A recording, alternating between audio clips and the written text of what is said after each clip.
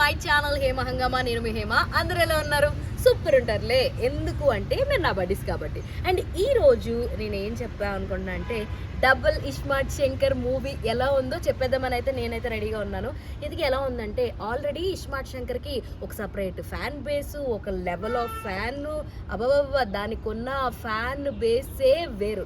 మరి దాన్ని బేస్ చేసుకుని ఇప్పుడు డబుల్ ఇస్మార్ట్ శంకర్ రాబోతున్నాడు, అది కూడా ఆగస్ట్ 15కి. అయితే దీనికి క్రేజ్ అన్నది ఎక్స్ట్రీమ్ లెవెల్ అయిపోయింది. ఎప్పుడైతే ప్రీ రిలీజ్ ఫంక్షన్ జరిగిందో దాని తర్వాత నుంచి హైప్ అయితే మామూలుగా లేదు.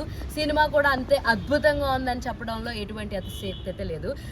ఆఫ్టర్ స్కంద, ఆఫ్టర్ లైగర్ డిజాస్టర్స్ తర్వాత పూరి జగన్నాథ్ అండ్ రామ్ పోతినేని కాంబోలో అయితే వస్తున్నటువంటి సినిమా డబుల్ ఇస్మార్ట్ శంకర్. మరి ఈ సినిమాలో రామ్ పోతినేని, కావ్య తాపర్, గెటప్ సీను, అలీ గారు, మకన్ దేశపాండే, బానీజే అండ్ ఇలా చాలామంది యాక్ట్ అయితే చేశారనమాట. కాస్ట్ అండ్ క్రూ మనకు తెలిసిన వాళ్ళు. అయితే ఈ సినిమా విషయానికి వచ్చేస్తే సేమ్ మనకి 1లో ఏదైతే కాన్సెప్ట్ చూస్తామో మెమరీ ట్రాన్స్ఫర్ ఏదైతే ఉంటుందో అదే కాన్సెప్ట్ తోటి అప్పుడు ఏంటంటే పోలీస్ అతన్ని మెమరీ ట్రాన్స్ఫర్ చేస్తారు. ఇప్పుడు ఏంటంటే ఒక మాఫియా పర్సన్ మెమరీని ట్రాన్స్ఫర్ చేస్తారనమాట. అదే మన సంజయ్ దత్ గారి మెమరీని ట్రాన్స్ఫర్ చేస్తారు. ఎందుకు అంటే ఆయన కొన్ని రోజుల్లో చనిపోబోతాడు అని ఆయనకు తెలిసి అలా కాదు, నా ఇంత షార్ప్ బ్రెయిన్ ఎటు సాగకూడదని చెప్పి మన ఏరిక్ కోరి మన రామ్కి పెడతారనమాట. అప్పుడు షియాజీ గారు వచ్చి ఏంటి ఈడొక్కడే దొరికాడా అని చెప్పి అనడం జరుగుద్ది. మొత్తానికి ఇందులో కావ్య తాపర్ అండ్ రామ్ పర్ఫార్మెన్సెస్ అయితే బాగున్నాయని చెప్పొచ్చు.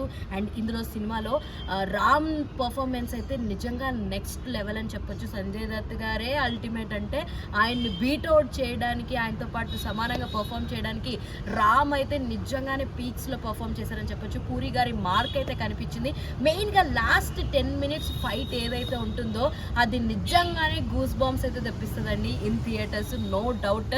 రామ్ పడిన కష్టము, రామ్ మేక్ ఓవర్ కోసం ఎంతైతే కష్టపడ్డాడో అదంతా కూడా క్లైమాక్స్ ఫైట్లు అయితే అద్దరిపోతుంది. అండ్ ముఖ్యంగా అందులో లవర్ సెంటిమెంట్ చూపిస్తే ఇందులో మదర్ సెంటిమెంట్ చూపిస్తారండి. ఆ మదర్ సెంటిమెంట్ ఎందుకు చూపించారు, రామ్ ఎందుకు సంజయ్ దత్ని చంపాలనుకుంటాడు, ఇవన్నీ తెలుసుకోవాలంటే సినిమా చూడాల్సిందే.